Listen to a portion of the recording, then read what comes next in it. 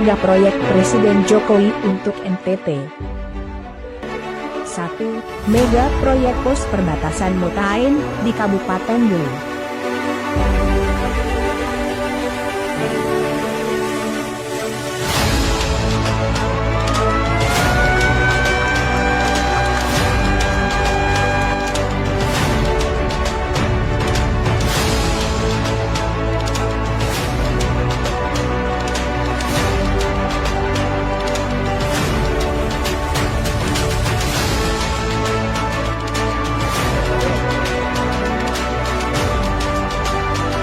Dua tahun yang lalu semua ikut ke sini ya baru melihat betapa perbedaannya betul-betul sangat jauh sekali. Dan nyatanya kita mampu melakukan ini. Dan sekali lagi ini adalah wajah Indonesia, bukan hanya wajah NTT, tapi wajah Indonesia. Sehingga tahapan pertama ini kita selesaikan, terutama untuk pos lintasnya. Kemudian 2017 kita akan konsentrasi ke urusan pengembangan ekonominya. Nanti akan dibangun pasar tradisional di sini yang nanti rakyat bisa berjualan sehingga menjadi pusat pertumbuhan ekonomi baru. 2. Mega proyek Bendungan Ragnamo di Kabupaten Kupang.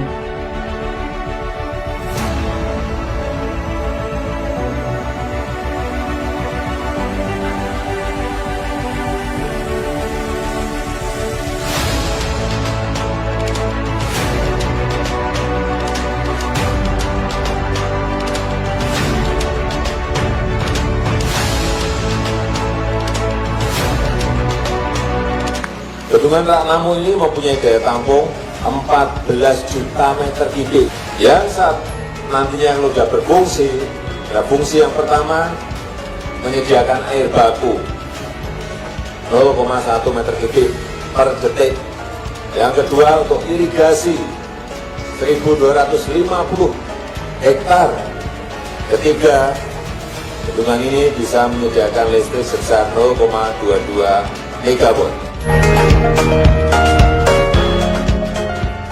3. Mega proyek Embung Salina di Kabupaten Rote.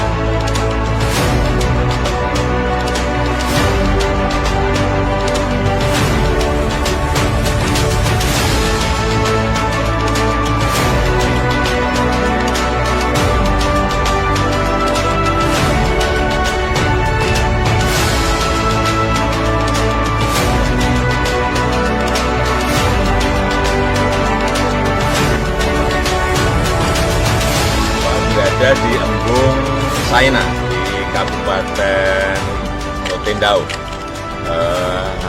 Kita pemerintah telah membangun 74 embung di sini, 74 embung hanya di Kabupaten Rotendao.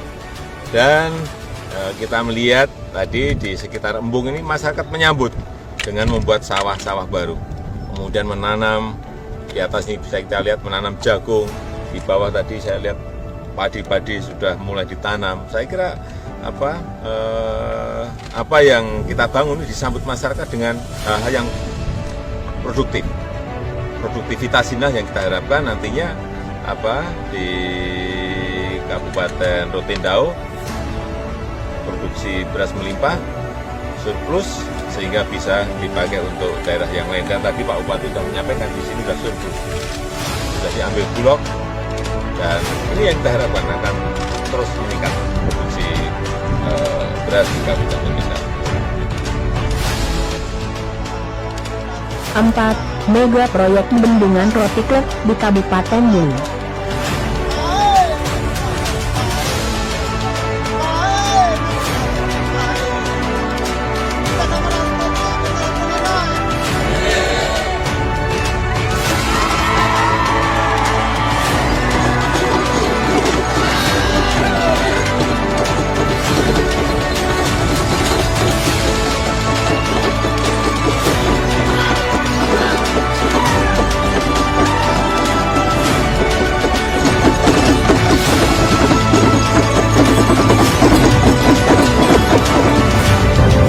Rotiklek ini adalah salah satu dari 7 bendungan yang pada RPJM 2014-2016 akan dibangun di NTT sebanyak 7 bendungan.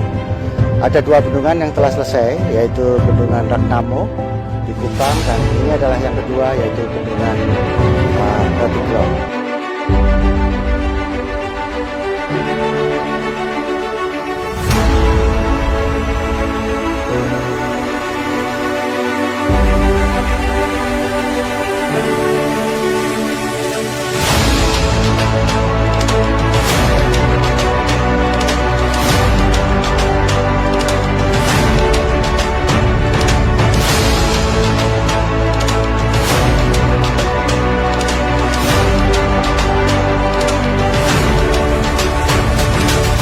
NTT ini menuju ke sebuah kemakmuran, menuju sebuah kesejahteraan tanpa ada yang namanya air, lupakan.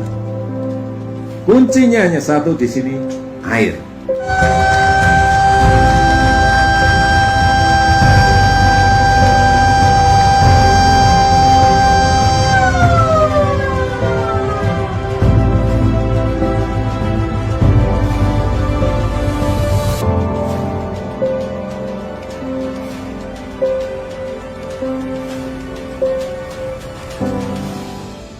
Lima. Pengembangan kawasan wisata Pulau Rinca.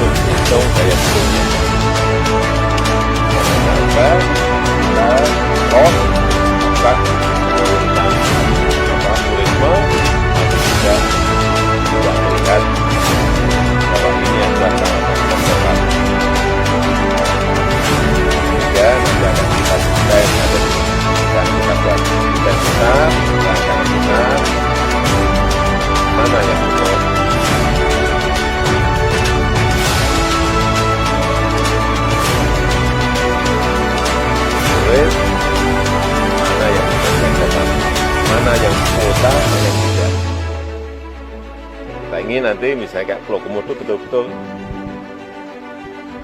lebih ditujukan untuk konservasi, sehingga turis di situ betul-betul kita batasi, ada kuota, bayarnya mahal. Enggak, kalau enggak saya mampu bayar, enggak usah ke sana. Hanya seperti itu. Tapi mau lihat Komodo juga masih bisa di Rinca, ya. Ini yang rancangan besar ini yang sebentar lagi yang kita buatkan rapat terbatas sehingga betul-betul grand design-nya betul-betul sambung antara Labuan Bajo, Rinca, Komodo, lautnya semuanya.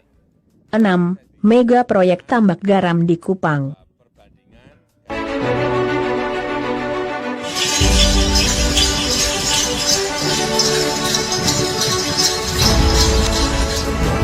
Kupang ada kurang lebih 7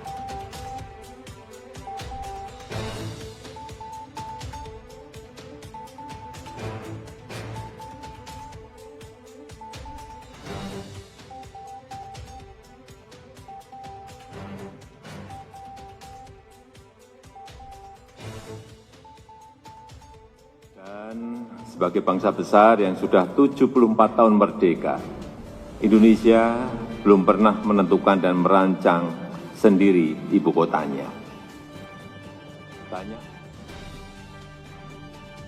Presiden Joko Widodo sudah mengumumkan bahwa ibu kota baru Republik Indonesia akan dipindahkan ke Provinsi Kalimantan Timur, tepatnya di Kabupaten Penajam Pasar Utara dan Kabupaten Kutai Kartanegara. Menteri Pekerjaan Umum dan Perumahan Rakyat atau Kementerian PUPR, Basuki Hadi Mulyono mengatakan, ada beberapa hal yang menjadi poin penting dalam membangun ibu kota baru nantinya di Provinsi Kalimantan Timur. Misalnya antara lain untuk perencanaan dan pengembangan kawasan prasarana dasar. Menteri PUPR menjadwalkan perencanaan itu sudah dimulai pada awal tahun 2020 dan selesai pada awal tahun 2021 ini. Prasarana dasar yang dia maksud adalah berupa jalan, bendungan air, dan sanitasi. Selanjutnya, untuk pembangunan perumahan dan perkantoran, Menteri PUPR menuturkan akan dijadwalkan mulai tahun 2021 ini, konsepnya melalui metode desain dan bangun sekaligus. Metode Project Design and Build biasa disebut proyek terintegrasi rancang bangun. Basuki menilai metode tersebut lebih efisien dari sisi waktu dan biaya daripada metode konvensional desain, lelang, tender, dan kemudian bangun. Lebih daripada itu, dari sisi pendanaan, Menteri PUPR juga mengatakan bahwa pembangunan ibu kota baru tidak akan mengandalkan APBN. Porsi dari APBN tersendiri maksimum hanya 19% dari total investasi, yaitu sebesar 466 triliun.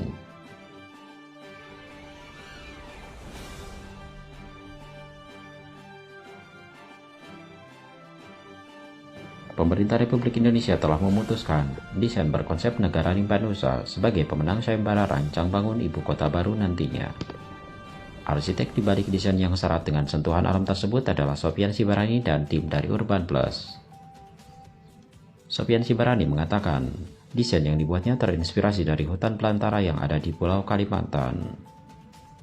Sofyan pun menjelaskan lebih detail lagi, lokasi ibu kota baru di Pulau Kalimantan dinilai sangat berbeda dengan ibu kota negara-negara yang lain. Identitas nusa bangsa dan rimba yang dimiliki oleh Indonesia akan dipadukan menjadi konsep negara rimba nusa. Lebih lanjut, Menteri PUPR Basuki Hadi Mulyono menyatakan, pemenang desain dipilih bukan hanya berdasarkan karya yang baik, tapi juga memiliki pembeda dengan negara-negara lain di dunia.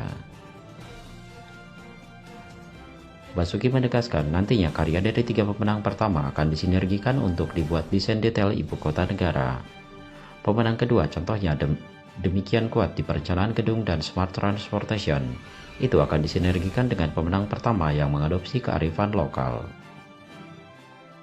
Pembangunan dari ibu kota baru rencananya dimulai pada awal tahun 2021 mendatang. Pembangunan dan pemindahan ibu kota baru akan dilakukan dalam 2 tahap. Tahap pertama meliputi pembangunan lahan seluas 6.000 hektar di kawasan Penajam Pasar Utara. Di lokasi tersebut akan dibangun distrik pemerintahan yang diharapkan rampung pada tahun 2024 mendatang. Di kawasan tersebut akan dibangun Istana Kepresidenan dan Komplek Perkantoran ASN.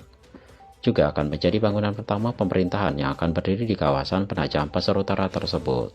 Selanjutnya, pada tahap kedua akan meliputi pembangunan berbagai sarana pendukung aktivitas ibu kota baru tersebut. Sementara itu, Presiden Joko Widodo atau Jokowi mengumumkan dataran tinggi di puncak Bukit Sepaku, Kabupaten Penajam Pasar Utara, Kalimantan Timur, sebagai titik lokasi pembangunan Istana Kepresidenan yang baru, yang akan menjadi bagian dari keberadaan ibu kota baru nantinya. Selain daripada itu, kompleks pemerintahan pun akan dibangun di kawasan sekitar Istana Kepresidenan tersebut. Presiden Jokowi mengatakan, saat ini pemerintah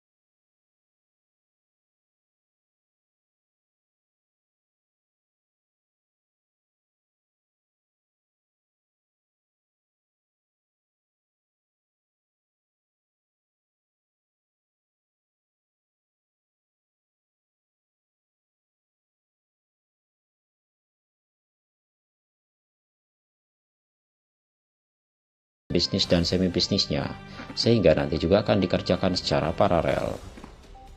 Tak hanya klaster pemerintahan, secara paralel juga akan dibangun klaster kesehatan, klaster pendidikan, riset dan inovasi, serta pusat keuangan.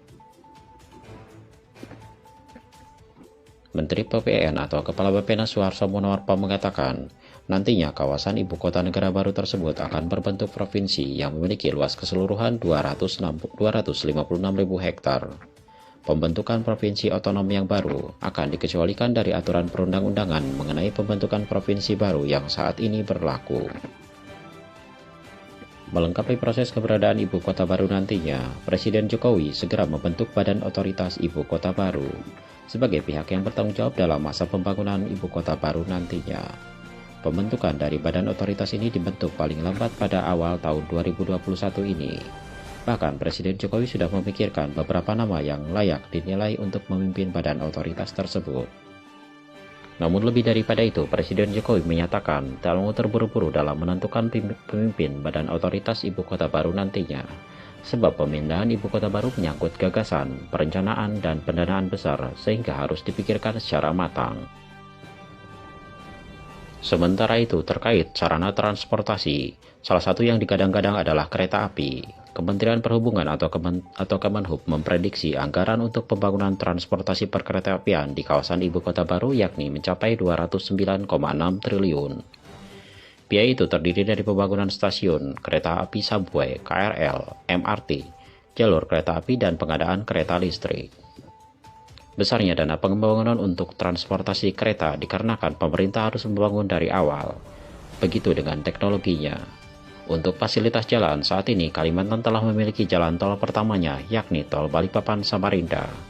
Tol baru ini diresmikan oleh Presiden Joko Widodo bersamaan dengan peninjauan lokasi ibu kota negara yang baru. Lebih lanjut, Presiden Joko Widodo berharap tol tersebut juga dapat mempercepat akses di kawasan ibu kota baru nantinya dan menjadi cikal bakal jaringan tol Trans Kalimantan, dan juga akan terhubung dengan jaringan tol lainnya yang akan dibangun ke kawasan ibu kota baru yang akan dibangun pada awal 2021, yakni jalan tol Balikpapan Sepaku sepanjang 30 km dan jalan tol laut Balikpapan Penajam sepanjang 14 km. Untuk memperlancar akses jalan darat menuju pemindahan ibu kota baru pada tahun 2024 mendatang.